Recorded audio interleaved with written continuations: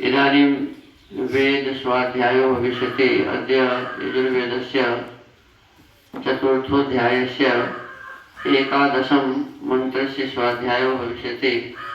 स्वाध्यायमानमन्त्रस्य व्रतं कृणुताग्निर्ब्रह्माग्निर्यज्ञो इत्येतानि प्रथमानि पदानि सन्ति।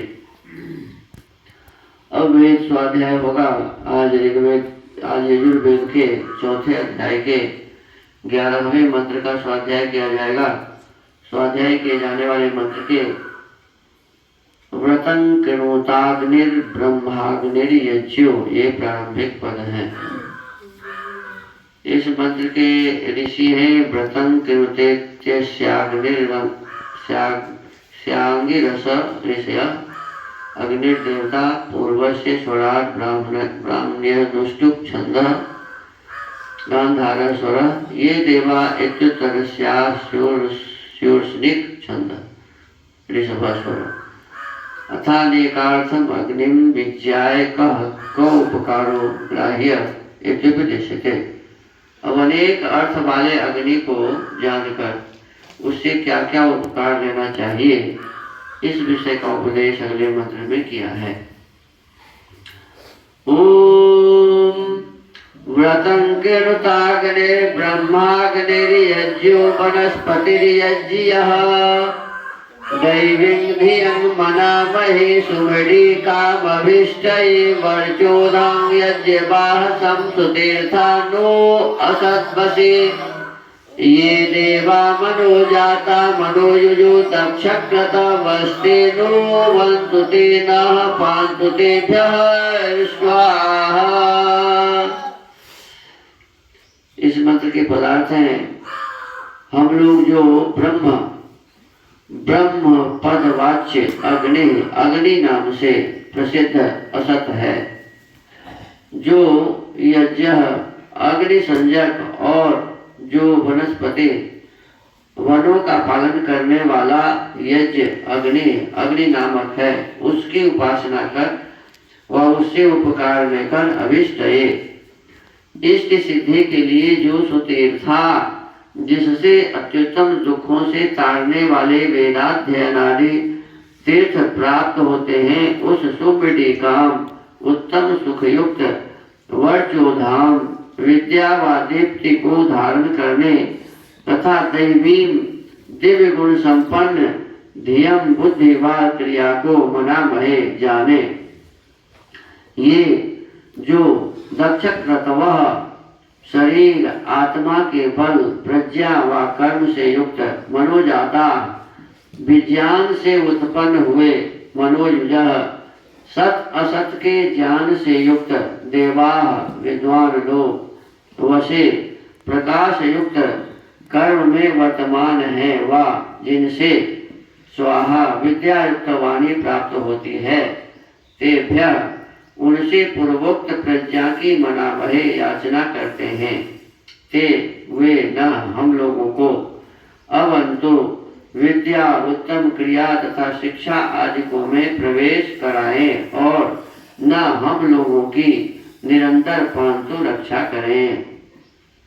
भावार्थ मनुष्यों को जिसकी अग्नि संज्ञा है उस ब्रह्म को जान और उसकी उपासना करके उत्तम बुद्धि को प्राप्त करना चाहिए।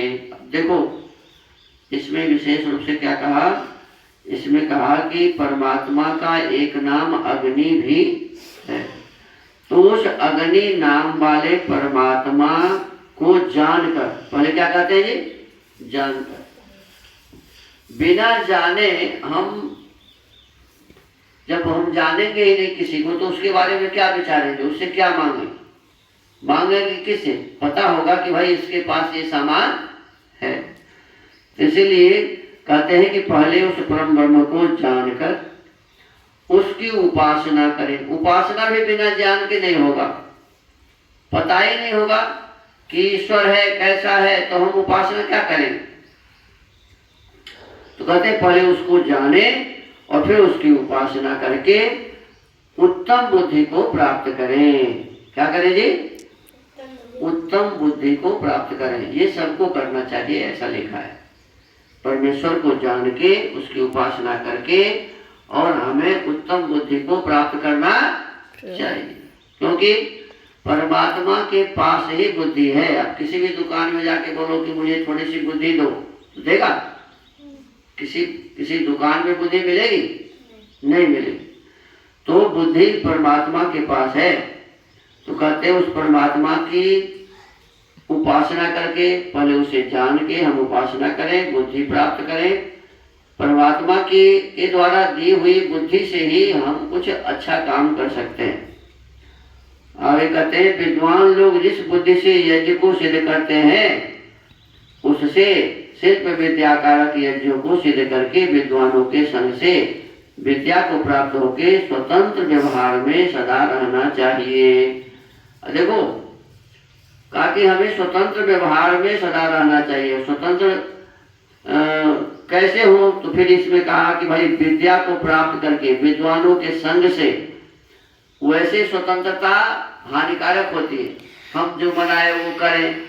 अब हम जो मनाए वो करें उसमें गलत भी हम कर सकते हैं, लेकिन जब हम किसी विद्वान के संग में रहेंगे, विद्वानों से शिक्षा प्राप्त करेंगे और तब हम जब अपने हिसाब से काम करेंगे तो वो काम हमारा ठीक होगा, सही होगा। तो इसलिए हमें स्वतंत्र तो होना चाहिए, लेकिन स्वतंत्रता प्राप्त करने से पहले विद्वानों से संपर्क करना चाहिए, विद्वानों के संपर्क में रहना चाहिए। फिर कहते हैं विद्वानों के संग से विद्या को प्राप्त होके स्वतंत्र व्यवहार में सदा रहना चाहिए, क्योंकि बुद्धि के बिना कोई भी मनुष्य सुख को नहीं बढ़ा सकता। हमारे पास जब तक विवेक नहीं होगा, बुद्धि नहीं होगी, तब तक हम किसी भी प्रकार के सुख को प्राप्त नहीं कर सकते, उल्टा कर लेंगे। यदि बुद्धि नहीं है तो क्या कर लेंगे?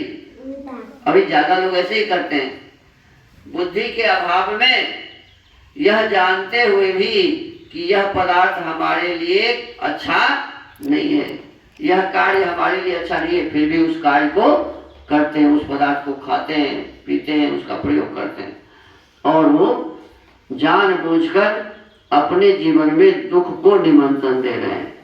तो कहते हैं बुद्धि के बिना कोई भी मनुष्य सुख को प्राप्त नहीं हो सकता, सुख को नहीं बढ़ा सकता। इससे विद्वान मनुष्यों को उचित है कि सब मनुष्यों के लिए ब्रह्म विद्या और पदार्थ विद्या और बुद्धि की शिक्षा करके निरंतर रक्षा करें। अब बुद्धि परमात्मा से मिलती है और परमात्मा ने जिनको दिया है उस विद्वान से भी बुद्धि मिलती नहीं मिलेगी। परमात्मा से जिसने प्राप्त कर लिया है, सबसे पहले किसने प्राप्त किया जी?